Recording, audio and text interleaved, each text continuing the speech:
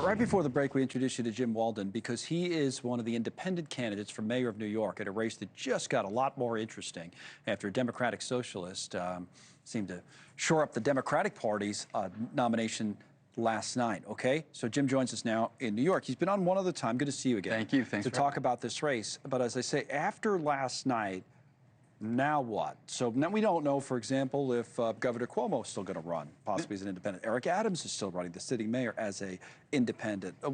How did this race change last night? So it didn't really change from my perspective. I'm the only true independent in the race. I've been an independent for almost 20 years.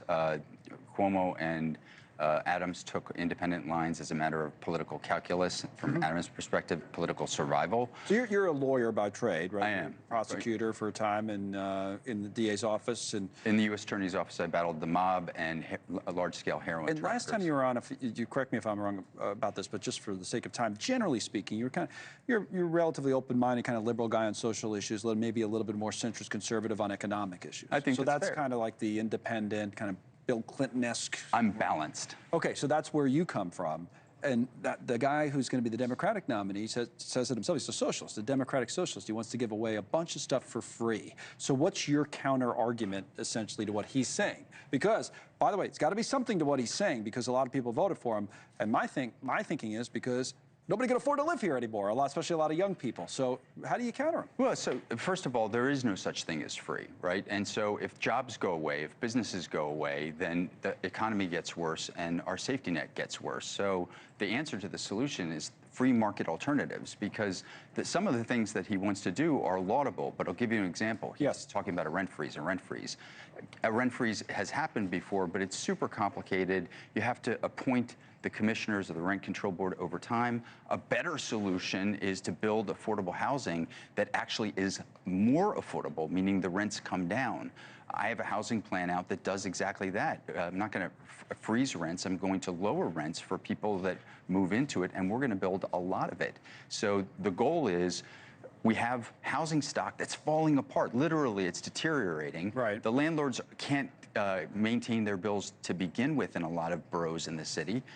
And we're going to build new affordable housing that actually has a lower price point for tenants. What about businesses? How do you prevent someone running a finance firm from going to Florida? That's already happening. It might happen more if this guy wins, right? Well, I'll tell you, I was going to say, the one way to chase them exactly to Florida or to any other state is to jack up rates. Zohran's been saying, well, I'm just going to mirror New Jersey. It's not as though New Jersey is the bastion of places for corporations to relocate to. We need to grow our tax base, not shrink our tax base. So we have to embrace our business community. How do you expect to be the mayor when every word out of your mouth with respect to companies, Wall Street, and developers is they're evil and greedy, right? So we need a mayor who's going to work with the business community, work with the development community to grow the tax base, have more development, and then have a better safety net. So I think those are the biggest issues. Affordability, I think it seems like #1 by far, right? And I think business climate is another big issue. There's a third, though, that came up. We were talking to someone earlier. We just had this Abrego Garcia story, for example, and that's immigration. That there was some concern, especially with the Democratic electorate, about the deportation raids. People are concerned about, is my family next? And that seemed to have driven some of the support for Mamdani. Is that fair? And if so, what would you do about immigration? It's totally fair, but the fiction of that is that the city government has a lot to do with it. I mean, there's a couple things that the city government really should be doing, right? We have Eric Adams, who essentially capitulates to Trump, and now he's having, in certain ways, NYPD helping ICE. That's horrible policy. We have ICE now in Rikers. That's horrible policy, because all that does is spur violence within the prison. Right. What we need is sensible cooperation so that we focus on the criminal migrants. That's really why people voted for President Trump in terms of the immigration issue.